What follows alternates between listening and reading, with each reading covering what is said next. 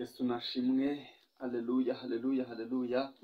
Ndabashuje mu izina rya Yesu Kristo, mwebwe mwese tubana kuri iyi cano ya Ndayisaba Pascal, uko bwije nuko bukeye.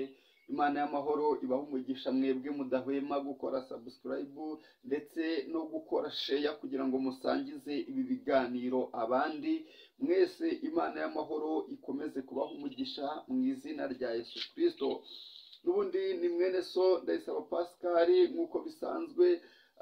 Imana impamagariye kuza kuvuga ubutumwa ahangaha kugira ngo ihembure ubugingo bwawe kandi ikugarure we wari ugiye, kubera ko Imana ikomeje kuvuga ngo mube maso. Imana ikomeje gukangura abasinziriye kandi ikomeza no kwinginga bari maso ngo bakomeze babe maso. Mwebwe rero mwese mubana nanjye, Imana y'amahoro ibaha umugisha.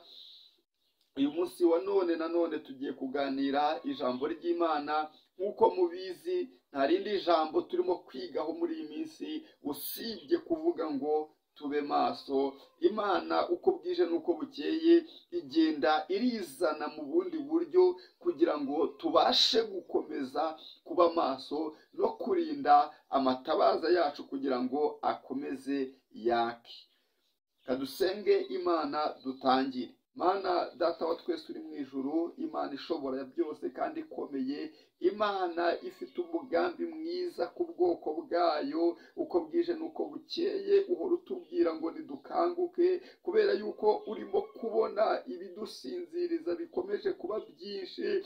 Ijambo ryawe rikomeza kutubwira ko Satani ari umuriganya, ari umujura, yaje kwiba, aza kwica, aza no kurimbura. Niyo mpamvu ukomeza kwinginga itorero mu gihe gisa n'iki ngiki kugira ngo itorero rikanguke, itorero ribe maso, ubwoko bwawe bube maso. Bumenye neza ko umwanzi waryo ahora ashakisha uburyo yarigusha akaribuza ubugingo buhoraho. Rero nunyemerere mu izina rya Yesu Kristo, manura ingabo nyinshi zo kungota, manura ingabo nyinshi zo kugota bene data bagiye kumvira ijambo kugira ngo rize kubyara umusaruro ungana n'uwo washatse ko ribyara mu izina rya Yesu Kristo. Unyemerere nyagora kungo muhe umugisha buri muntu wese tugiye kubahana kuza kugeza dushoje, kandi umuntu wese umushoboze kugira ngo abashe gukuramo ibye mu gihe gisa nk'iki mu izina rya Yesu. Amen. Imana ishimwe kandi Imana ihabwe icyubahiro. Tugiye kuganira ijambo ry'Imana. Ugomba kumenya ko iri ari ijambo ry'Imana, atari ijambo ry'umuntu, kandi ugomba kumenya ko iri jambo rikugezeho ku bushake bw'Imana, atari ubushake bw'umuntu. Kandi ukwiye kumenya yuko iri jambo rikugezeho mu gihe cya nyacyo. Niba usinziriye, umutima w'umuntu ntabwo ujya urya ruswa, urabizi neza ko usinziriye mu buryo bw'umwuka. Rero ukwiriye gukora ibishoboka byose ugakanguka bikitwa nonaha, Imana ikakumurikira kandi bikarushaho kubana nawe. Imana iguha umugisha. Rero tugiye gusoma ijambo ry'Imana ubundi turiganireho umwanya Imana iduhaye, kandi ndabizi neza ko nuza kurikurikira ushyizeho umutima kandi ushyizeho umwete, uraza kumva Imana ivugana nawe. Haleluya, Imana ishimwe. Tugiye kuganira ijambo ry'Imana dusanga mu rwandiko rwa mbere rwa Petero. Turareba ibice 5, dusome umurongo wa 8 wonyine, tuganire twumve icyo Imana ivuganye natwe kuri uyu munsi. Urwandiko rwa mbere rwa Petero, ibice 5, umurongo wa 1. Haravuze ngo mwirinde ibisindisha, mube maso, kuko umurezi wanyu Satani azerera nk'intare yivuga ashaka uwo aconshomera. Aleluya. Haravuze ngo mwirinde ibisindisha, mube maso, kuko umurezi wanyu Satani azerera nk'intare yivuga ashaka uwo aconshomera. Imana yacu nitugirire neza kandi Imana yacu idukomereze amaboko. ndagira ngo ngutangarize ko mwene data, niba waramaze gutera intambwe yo kwakira Yesu Kristo nk'umwami n'umukiza w'ubugingo bwawe, ndashaka kuguha iri tangazo mubwire ngo Satani arakwanga. Ndashaka kuguha iri tangazo mbwirijwe n'umwuka wera w'Imana, kubwire ngo Satani arakwanga, uri umwanzi we, uramurwanya, ubizi cyangwa utabizi, ariko uri umwanzi wa Satani uhereye aho izuba rirasira ukageza aho izuba rirengera. Ndagira ngo nkubwire ngo ukimara kwakira Yesu Kristo nk'umwami n'umukiza w'ubugingo bwawe, wari wangaje intambara ikomeye ugiye kurwanamo na Satani, ubizi cyangwa utabizi, ubimenye uyu munsi. Rero ndagira ngo nkubwire ngo Satani ubwo wahagurukiye kumurwanya, nawe yiteguye kukurwanya. Gutangarize yuko ufite imbaraga ziruta izo Satani afite, igihe icyo ari cyo cyose wamaze kwemerera Kristo kugira ngo yinjire muri wowe. Uyu munsi wa none uze gutega amatwi cyane. Ndashaka ko tuza kuganira twitonze, uyu munsi ukaza kugira icyo usigarana. Imana itugirire neza kandi Imana idufashe. Ndagira ngo ngutangarize ngo ufite imbaraga zirenze izo Satani afite, igihe icyo ari cyo cyose wamaze kwemerera Kristo akaba umwami n'umukiza w'ubugingo bwawe. Jya nkunda ijambo ry'Imana. Yesu amaze kuzuka yegereye abigishwa be, arababwira ngo nahawe ubutware mu isi no mu ijuru, arababwira ngo namwe mbahaye ubutware, mugende muzakandagira inzoka na sikoropiyo, muzamenagura imbaraga zose z'umwanzi, muzarya ibyica, nta kintu bizabatwara. Imana ishimwe. Kandi aravuga ngo mugende mu mahanga mubwirize abaremwe bose ubutumwa bwiza, aravuga ngo dore ndi kumwe na haleluya, Imana ishimwe. Sawa, aravuga ngo dore ndi kumwe namwe kugeza ku mpera y'isi. Rero ndashaka kugutangariza ko ufite imbaraga zo kunesha ibyaha, ufite imbaraga zo gutsinda Satani, uramutse ubaye mu mwanya wawe neza, ukaba mu mwanya wo gukiranuka, ukaba mu mwanya wo gukora iby'Imana ishaka. Ufite imbaraga, ufite ubutware, ufite ubushobozi burenze ubwo Satani afite. Uko niko kuri kw'ijambo ry'Imana. Imana itugirire neza kandi Imana yacu nidufashe. Bantu bajya bitinya, akavuga ngo ngewe ngo ntabwo namubasha, ngewe sinabyishoborera, ariko nguhaye ibitangazo ko mu gihe icyo ari cyo cyose wegereye Imana, ugafata ibihe byawe bihagije byo kubana n'Imana, ugafata ibihe byawe bihagije byo gukiranuka, ukiga gukiranuka ku gato no ku kanini, ufite imbaraga ziruta izo Satani afite. Rero dusomye ijambo ry'Imana muri uru rwandiko rwa Petero rwa mbere, ibice 5:8, haratubwiye ngo nuko mwirinde ibisindisha, mube maso, kuko umurezi wanyu Satani ahora azerera ameze nk'intare ashaka uwagira ate yemwe acoshomera. Satani arazerera. Satani nubwo ufite imbaraga zimunesha, ahora akora ibishoboka byose kugira ngo akuzanemo intege nke, kugira ngo agucogoze mu bihe byo gusenga. Ndagira ngo ngutangarize ko Satani atagucogoje ngo utakaze ibihe byawe byo gusenga, gutakaza ibihe byawe byo kubana n'Imana, utakaza ibihe byawe byo gukiranuka, uramutse atagushoboye kugira ngo akubuze gusenga, kugira ngo akubuze gukiranuka, ntabwo yakubasha. Ukuri kwiba, ntabwo yakubasha. Icyo akora ni ukuzana ibyaha bito n'ibinini kugira ngo abashe kugucogoza. Ni ukuri. Iyo aguteze umutego wo kubeshya ukabeshya, aho ngaho yakubasha. Iyo aguteze umutego wo kwiba ukabikora, aho ngaho aba agufiteho ubushobozi. agukizaho umutego w'ubusambanyi ukabukora, irari ryabwo n'ibiganiro bibi warangiza ukabijyamo, satani aba agufiteho ubushobozi. Ndashaka ko uyu munsi twiga ijambo ry'Imana twitonze. Imana itugirire neza. Uyu munsi ndashaka ko dukorera mu mpano yitwa kwigisha, kandi uze kunyemerera uba umunyeshuri mwiza. Imana ishimwe, kandi Imana iri kumwe nawe. Ndagira ngo nkubwire ngo igihe icyo ari cyo cyose satani nagutega umutego wo gukora icyaha, byaba biri bukuzanire inyungu mu buryo bw'ibifatika, uzajya umutera umugongo umubwire ngo ntabwo ndi bukora icyaha, kuko iyo umaze gukora icyaha uba winjiye mu butware bwa satani, noneho aba afite ubushobozi bwo kugukoresha icyo ashaka. Winginga mwene data kugira ngo we kurangara, ngo urangarire mu bisindisha, waba unywa inzoga, ushobora no kuba utanywa inzoga, ariko amagambo nayo akagusindisha, amaganya y'iyi si nayo akagusindisha.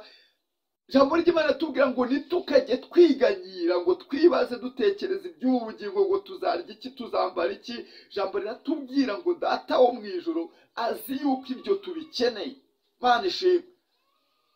Rero ubwo azi ko tubikeneye, ntabwo dukwiriye gusinda amaganya y'iyi si, ahubwo dukwiriye kuba maso tukarwanirira ikibitsanyo twabikijwe, tugakiranuka, tukamenya ko dufite agakiza, kandi tukamenya ko agakiza kabonetse hamenetse amaraso, tukirinda gukomeza kubabaza umwuka w'Imana uhora udutumwaho uko bwije n'uko bukeye. Bene data, ijambo ritujeho mu gihe gisa nk'iki ngiki riratubwiye ngo twirinde ibisindisha, tube maso. Igihe kimwe Yesu yigeze atuma abigishwa be 70 ngo agenda atuma babiri ngo abatuma kumubanziriza aho yagombaga kujya kuvuga ubutumwa. Imana itugire neza kandi Imana yacu idufashe.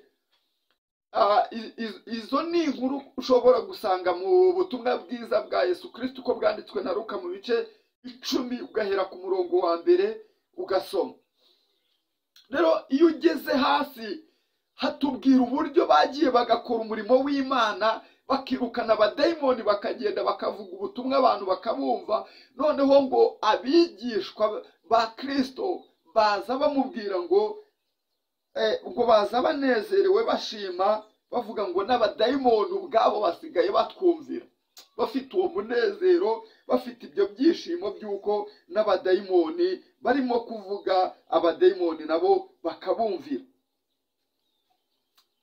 Ariko Yesu, kuko reka mbanze nkubwira kaka, muri iyi minsi abantu barahanuye, babona ubuhanuzi bahanuye burasohoye, banezezwa n'ibyo, batakaza ibihe byo kwirinda, batakaza ibihe byo gusenga, none barimo barahanura n'ibinyoma, barimo barahanura ubuhanuzi bupfuye kugira ngo abantu babemere, kubera yuko bajyaga bahanura ibiri byo, abantu bakabakomera amashyi, barangije ntibirinda, bananirwa kuba maso, barangije batakaza ibihe byo kubana n'Imana. Uyu munsi wa none basigaye bahanura ibidahuye n'iby'Imana ishaka. Ndagira ngo nkubwire ngo ukwiriye kuba maso. Ntiwishimire ko wahanuye abantu bakemera, ntiwishimire ko wahanuye ibyo wahanuye bigasohora, ahubwo Yesu ahangaha yarababwiye ngo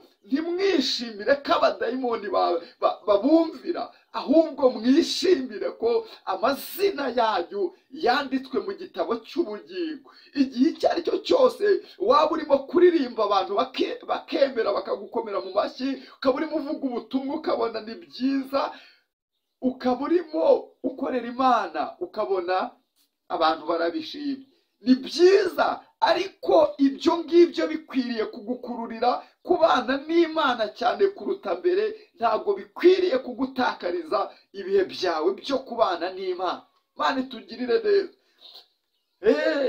Imana igiha umuntu impano arimo akiranuka ariko agatakaza ibihe byo kubana n'Imana kubera ko Satani ahora azerera, yarangiza akamutegera mu byaha bitoya agatangira kubikora, n'ibyaha binini bikatangira kuza, ariko agakomeza kwihagararaho no gukomeza guhanura, nyamara Imana itamuhaye ubutumwa. Imana iturengere mu gihe gisa nk'iki ngiki.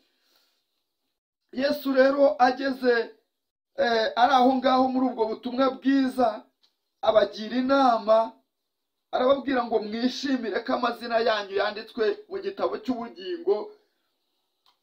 Arangije nakubwiye ngo ni muri Luka ibice 10 uhereye ku murongo wa mbere, ariko ibindi ndimo kuvuga urabisanga ku murongo wa 17 aho intumwa zari zigarutse zishimira ko imirimo irimo gukorekeka. Ariko Yesu ku murongo wa 18 arababwira ati nabonye Satani avuye mu ijuru agwa asa nk'umurabyo. Yari amaze kubabwira ngo kuri 17 bamaze kumubwira ngo abadayimoni barabumvira. Aha kuri 18 arababwira ngo nabonye Satani avuye mu ijuru agwa ameze nk'umurabyo. Arababwira ngo dore mbahaye ubutware bwo kujya mukandagira inzoka na sikoropiyo n'imbaraga z'umwanzi zose, ngo kandi nta kintu kizagira icyo kibatwara rwose. Imana itugirire neza kandi Imana idufashe bene data. Satani ajya amanuka ameze nk'umurabyo, nubwo uri mu bihe byiza Imana iguhaye impano, ariko Satani ajya amanuka nk'umurabyo ntumenye ko yamanutse, akamanukira mu baririmbyi bagenzi bawe, akamanukira mu bahanuzi bagenzi bawe, akamanukira mu bavugabutumwa bagenzi bawe, nabo ubwabo bakakugirira ishyari. Bakugirira ishyari wabimenye, nawe ugatangira kubagirira amashyari, ugatangira kubanga, wabanga tayari Satani kubera ko amanuka nk'umurabyo abantu ntibamenye ko ari umanutse, nawe ugatangira kubanga ukaba wangiritse gutyo. Imana itugirire neza kandi Imana yacu nidufashe. Bene data, dukwiriye kuba maso mu gihe gisa nk'iki. Muri iyi minsi ya none abantu badukanye inyigisho zibwira abantu ngo Yesu yarabirangije, ariko ubwo nabwo ni uburanga. Nuko abantu batasomye ibyanditswe byera ngo bamenye icyo ijambo ry'Imana ririmo kuvuga. Ntabwo ubu hariho ubuntu bw'Imana, twakijijwe kubw'ubuntu, ariko tumaze gukizwa Imana itugirire neza, tubabarirwa ibyaha twakoreye mu bujiji, kandi duhabwa n'imbaraga zo kunesha ibyaha. Dufite imbaraga zinesha ibyaha, twagiriwe ubuntu, ariko turasabwa kuba maso, tugakomeza kurinda agakiza twahawe, tubifashijwemo n'umwuka w'Imana uba muri twebwe. Imana ishimwe, Imana ishimwe kandi Imana itugirire neza. Muri iyi minsi ya none abantu baracogoye ntibamenya ko bacogoye. Abantu batakaje iby'agaciro kubera gushaka ibiboneka by'akanya gatoya. Ariko reka nkubwire nshuti yawe,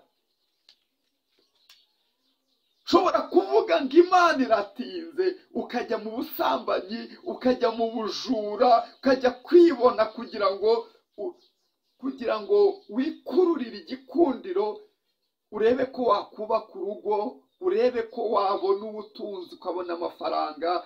Ariko ndagira ngo nkubwire ngo nibidaherekezwa no gukiranuka, ibyo ngibyo bijya bizana amarira. Ubwo butunzi ukabubona, ariko ukabaho iteka utanezerwa, ukabaho iteka warabuze amahoro, kubera ko ubutunzi bwawe bwaturutse mu byaha. Ushobora uyu munsi wa none wa mukobwa we kwicira inzira, ukavuga ngo ndabona igihe kirimo kuncika, ndabona Imana itarimo gusohoza ibyo yavuze, ukagenda ukishingira, ariko icyumweru kimwe ugatangira kwicuza, ugeze mu rugo ugatangira gukubitwa, ugatangira kwifuza ibyo wari uzi neza ko uzabibona ukabibura, ugatangira gushaka urukundo muri wa musore wakwizezaga ibitangaza ukarubura. Ni nako bijya bigenda ku basore, ntabwo mbwira abakobwa bonyine.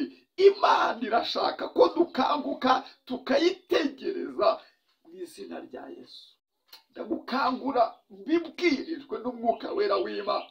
Uyu munsi wa none ndimo ndakwigisha, niyo mpamvu ndi kuvuga buke buke kugira ngo ubashe kubyumva.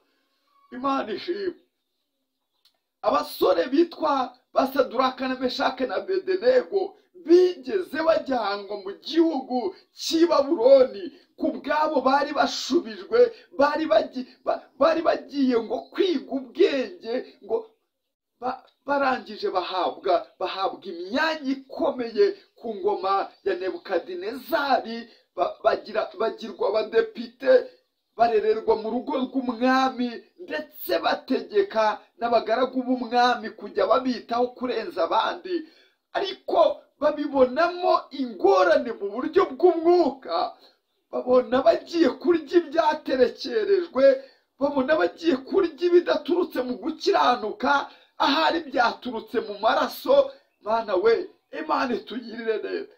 Imana ihe itorero mu gihe gisa n'iki ngiki ubwenge dukanguka, kubera ko hariho igihe umwanzi ajya azana akazi katarakuvugisha kubera ko katurutse mu byaha, ako kazi tukagasinziriramo, cyangwa se Imana ikaduha akazi arakumugisha, ariko byaterwa n'uburangare winjiyemo bwo gutakaza gusenga no kubana n'Imana, bwo gutakaza ibihe byawe byo gusenga. Ka kazi kakakuzanira intege nke mu buryo bw'umwuka. Reka nkwinginge mwene data, niba Imana iguhaye n'akazi, umenye ko Satani no muri ako kazi akomeza kugutega, akomeza kugushakisha kugira ngo akugushe mu byaha. Ahari yarakubuze uri umushomeri, ukomeza kugira ibihe byo kubana n'Imana no kuyishaka, urakiranuka. None ubonye akazi,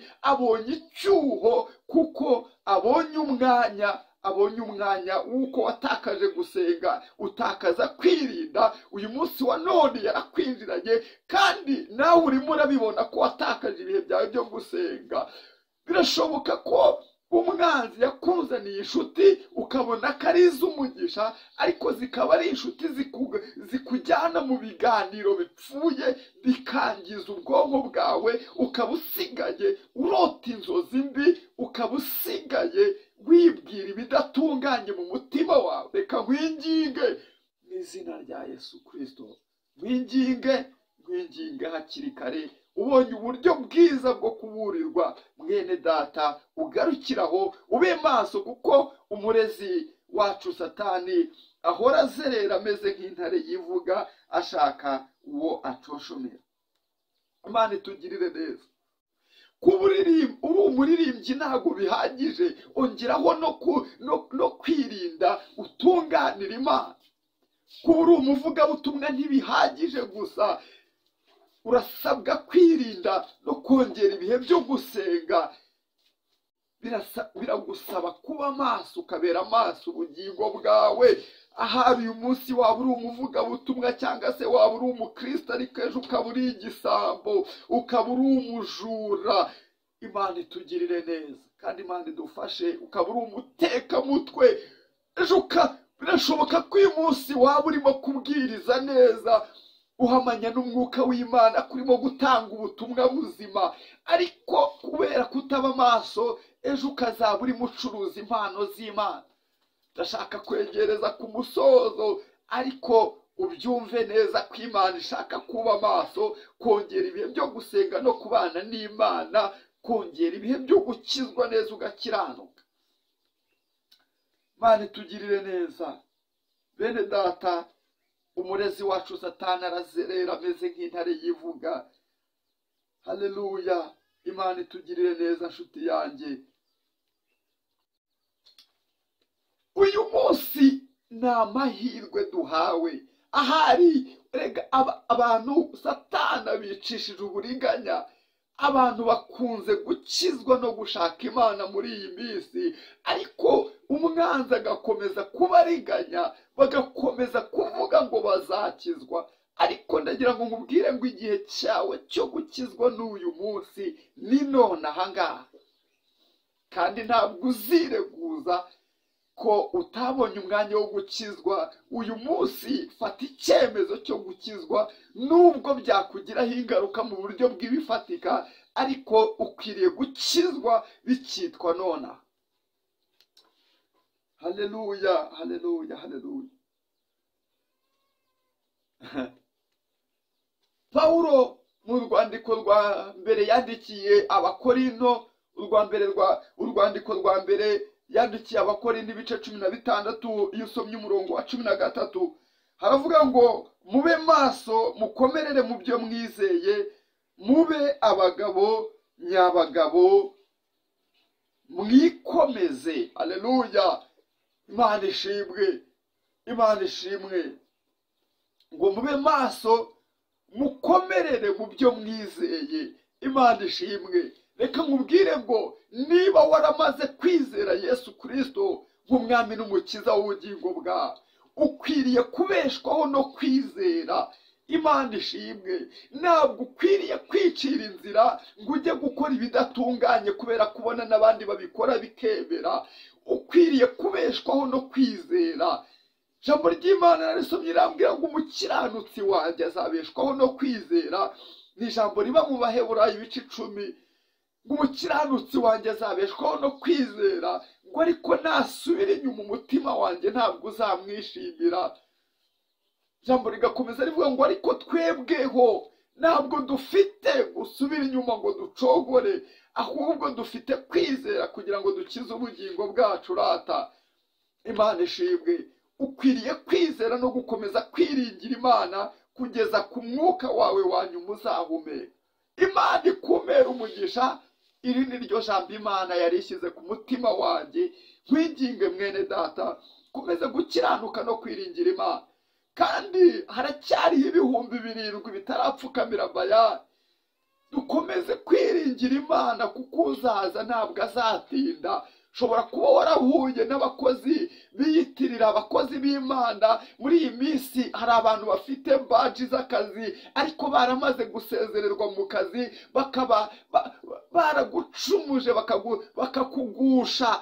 Uyu munsi wa none wongere wizere Imana, kandi niba ukeneye ko dufatanya gusenga turahari. Bakozi b'Imana baracyahari inshuti yanjye. Rufatiro rukomeye rw'Imana ruracyahari, rwanditseho aya magambo ngo Uwiteka azabe. Iryo jambo rishatse kuvuga iki? Rishatse kuvuga yuko itorero ry'Imana nubwo abantu bakabije kubivangavanga, nukuri reka nkubwire, nubwo abantu bakomeje kubivangavanga bakaba bakabije, abahanura ibinyoma bakaba bakabije, abavuga Imana itavuze, abatangaza ubutumwa butari bwo bakaba bakabije, ariko reka nkubwire itorero ry'Imana rirahari kandi rirahagaze, kandi umugeni wa Kristo ariteguye.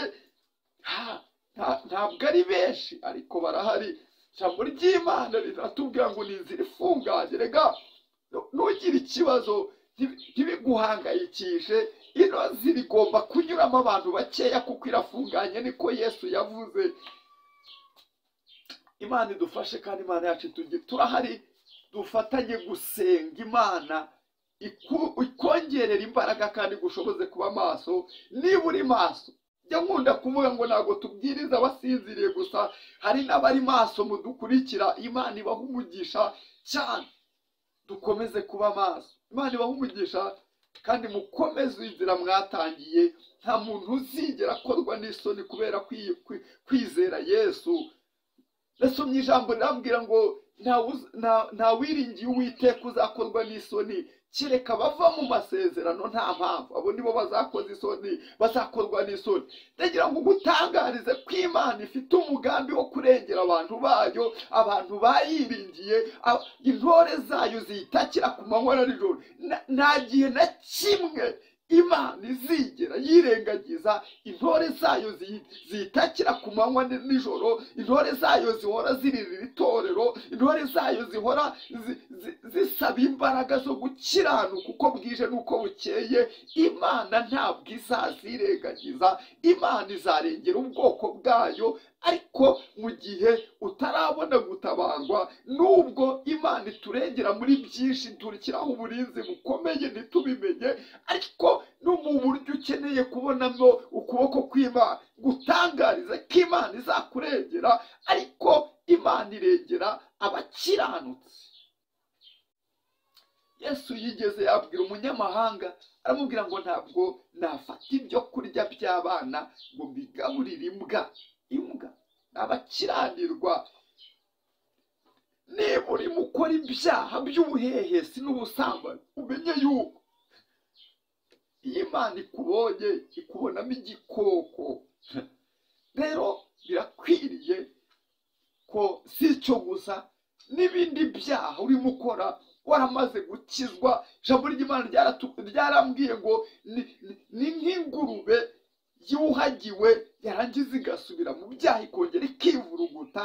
Niba warihariye kubeshya ukaba ukibeshya, niba warihariye gutukana ukaba ugitukana, niba warihariye umujinya ukaba ukigira umujinya, iyo Imana ikurebye ibibona umeze nk'ingurube yongeye kujya kwivuruguta, ibona umeze nk'imbwa yasubiye ku birutsi byayo. Imana iturengere kandi Imana idufashe. Imana y'amahoro ibambere umugisha. Reka dusenge. Uramutse ushatse kuvugana natwe, nimero tugendana ni 078 71 0339. Dusenga n'Imana, twafatanya gusenga, Imana ikagira icyo ikora, ikongera ikaguhembura, ikongera ikakwambika imbaraga kandi ikagukomeza mu rugendo. Reka dusenge. Uri Imana ishobora byose kandi urakomeye. Uri Imana ifite ubutware n'ubushobozi. Uri Imana ireba ntabwo werekwa. Uri Imana izi imitima y'abari bankurikiye. Nyagora ku ngoma, Imana isumba byose. Abatsinzwe n'ijambo ryawe urabazi, urabareba kandi wari ubafiteho umugambi mwiza. Nyagora ku ngoma ndabasengeye mu izina rya Yesu, kugira ngo ubabarire intege nke bagendeyemo. Ndabasengeye kugira ngo babarire ibyaha n'ibicumuro bagendeyemo. Abari baraguye bagasubira mu byaha, ubabarire uko wabarebaga mu izina rya Yesu Kristo. Unyemerere mutanga bugingo mu izina rya Yesu. Ubugingo bwabo bukure mu kaga, ubugingo bwabo ubukure mu rwobo, be kurimbuka, umwanzi ye kuvugiriza impundu kubanesha mu izina rya Yesu Kristo. Mana unyemerere abatarakizwa bumvise iri jambo, nubampera agakiza, nubakure mu gitabo cyo kurimbuka, ubandike mu gitabo cy'ubugingo. Mana we, ndakwinginze mu izina rifite imbaraga rya Yesu Kristo, kugira ngo unyemerere Uwiteka we, mu izina rya Yesu Kristo. Unyemerere ubu bwoko bwawe warose mu bise by'amaraso yawe, ubwambika imbaraga. Hari abantu badukurikira ariko bakumva ijambo ry'Imana bakumva ni ibisanzwe. Mana ndakwinginze kugira ngo iri jambo, haleluya haleluya, ryinjirane mu mitima yabo, imbaraga zihindura. Imbaraga zabarwanyaga ndazirwanyije, myuka yabateraga mu nzozi ndayirwanyije mu izina rya Yesu Kristo. Byahigaga ubugingo bwabo, byifuzaga, haleluya, kubakura mu byizerwa. Mpagaze mu mbaraga zawe Mana, ndaca intege ibyabacaga intege mu izina rya Yesu. Nibambike imbaraga zinesha, kandi ubahishurire ko muri bo wabahaye ubutware bwo kunesha ibyaha mu izina ryayo. Ndagushimira ko ukomeje umugambi wawe ku buzima bwabo. Abari baraguye ukaba ubabyukije, kandi ukaba wongeye kubagarukaho bafitiye impuhwe n'imbabazi. Uhimbazwe Yesu, haleluya. Ngaho nubakomereza amaboko, abahagaze mu kwizera bakaba bari maso, nabo ubakomeze. Ijambo ryari ryarambwiye ngo yewe uhagaze we, nawe wirinde utagwa. Ubashoboze gukomeza kukurindira kugeza ku munsi wo kuvuzwa kw'impanda, kugeza tugeze mu bwami bwawe. Ndagushimiye. Ngaho komeza werekeze ijambo ryawe, abaryumvise ubahereze umugisha. kandi ubahindurire kuba abakiranutsi kandi bahamye ibyawe bashize amanga mu izina rya Yesu Kristo. Haleluya. Ndagushimiye Mana. Himbazwa. Amen. Himbazwa Yesu. Haleluya. Imana ishimwe. Imana ibaha umugisha bene data. Twari turi kumwe. Ibi biganiro Imana igushoboze kugira ngo ubisangize abandi nabo bakanguke mu gihe gisa n'iki ngiki. Kandi Imana igushoboze gufata icyemezo. Njya nkunda kuvuga iri jambo ry'Imana tubwira ngo hahirwa umuntu wumva ijambo ry'Imana atari ugupfa kuryumva. Niba uryumvise ukaba ari ugupfa kuryumva, ukaba nta cyemezo ufashe nonaha, nta mumaro, ngo bimeze nk'umuntu wirebera mu ndorerwamo ngo mu kanya gatoya akaba yiyibagiwe uko asa. Rero hahirwa umuntu wumva ijambo ry'Imana ariko agafata n'icyemezo cyo gukora icyo ijambo ry'Imana rimubwiye. Ijambo ry'Imana ryatubwiye ngo tube maso kuko umurezi wacu Satani azerera nk'intare. Imana ibaha umugisha. Rero tuzasubira n'ubundi tuganira ijambo ry'Imana mu izina rya Yesu. Amen. Amen.